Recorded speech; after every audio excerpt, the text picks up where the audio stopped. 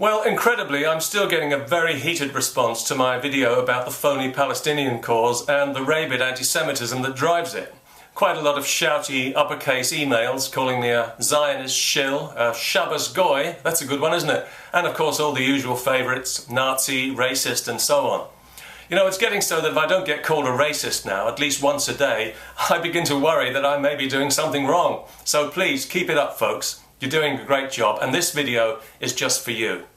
Because predictably, nowhere in this blizzard of spittle-flecked abuse has anybody bothered to address the central point of the video, which is that irrational Islamic Jew hatred is the root cause of the problem in the Middle East, and you would have to be blind or politically constipated, in other words, an Islamized lefty, not to see that or not to want to see it. It's often said, because it's true, that if the Arabs laid down their weapons, there would be peace. If the Jews laid down their weapons, they would be massacred. Because the Arabs, that's the Muslim Arabs, for all you hair splitters out there, don't want peace, they want the Jews dead. They could have their own state by now if they wanted it, they don't want it. They want an end to the Jewish state. And thanks to their religion, the religion of peace, they have the same delusions of manifest destiny in this regard and the same grisly agenda as Hitler. If they had the wherewithal, they'd commit genocide today. They wouldn't wait until tomorrow. It's not even a secret. Thanks to the internet, we can all now see the kind of stuff that's regularly broadcast on Arab TV, praising the Holocaust and demonizing Jews in disgusting ways that would be illegal in any civilized country. We know how much the Arabs hate Jews. They can't stop talking about it. They drum it into their children for all the world to see, brainwashing them into becoming suicide bombers. We can see little 3-year-olds being taught that Jews are apes and pigs and how glorious it is to be an Islamic martyr and kill yourself to kill Jews. And that's what you support when you support the Palestinians. And you're going to have to live with your conscience. That's if you can find one, because we all know that when operating from the twisted moral perspective of the Islamized political left, having a conscience, or a backbone for that matter, isn't always possible. Like all things Islamic, the Palestinians have long been officially above criticism in the West, and the terrorists of Hamas have plenty of friends, especially in places like Norway and Sweden, whose governments and media seem to hate Israel almost as much as they hate their own countries. Although Jew hatred has always been part of European culture, thanks largely to the Catholic Church, Norway and Sweden are now getting serious reputations as almost Islamically anti-Semitic.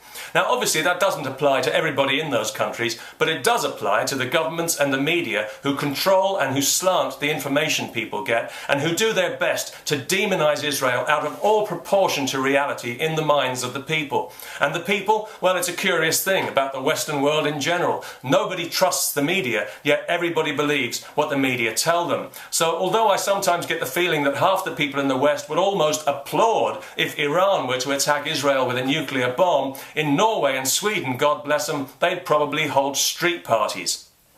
So it was no surprise to me that these two were among the Western countries who shamefully refused to boycott the recent UN anti-racism hate fest, Durban 3, where some of the world's most vile racists, child murderers, child rapists, slavers, war criminals, terrorist funders and serial human rights violators got together to slander and vilify a genuine democracy where Arabs have more rights than they do in any Arab country, including the ones supposedly liberated in the so-called Arab Spring, like Libya, where they've announced that their new constitution will be based on Sharia. Sorry girls, no liberation for you. And where, true to form, they've already started torturing and murdering people. Oh, and they've also made it known that Jews, not Israelis, Jews will not be welcome in the new Libya. Surprise, surprise.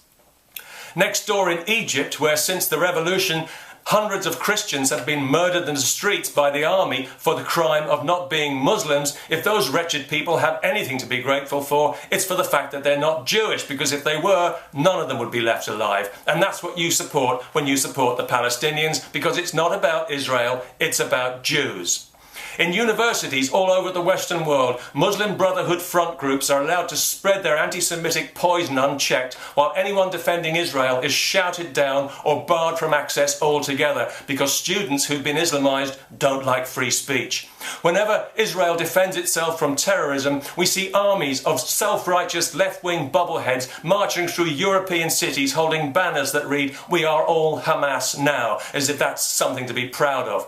If those banners were honest, they would read, "We are all religious hate mongers, racists and murderers now, who put no value on human life because our minds are pickled in a barbaric religion and we are completely insane." Actually, that's a bit of a mouthful, isn't it? So maybe the last bit could go on a separate banner or something. Or why not simply cut to the chase and put "Death to Jews," because that's what you support when you support the Palestinians. You are being used as a hand puppet by the Muslim Brotherhood because you've chosen to believe the lie of the apartheid state without bothering to examine the evidence. You've bought a propaganda campaign Goebbels would have been proud of, and what you're actually doing is supporting an Islamic war of extermination against Jews. And if you measure yourself by the same stringent standards that you left-wing hypocrites love to apply to others, then it follows that you are a racist with blood on your hands. No offence. Peace? Yeah, that'll be the day.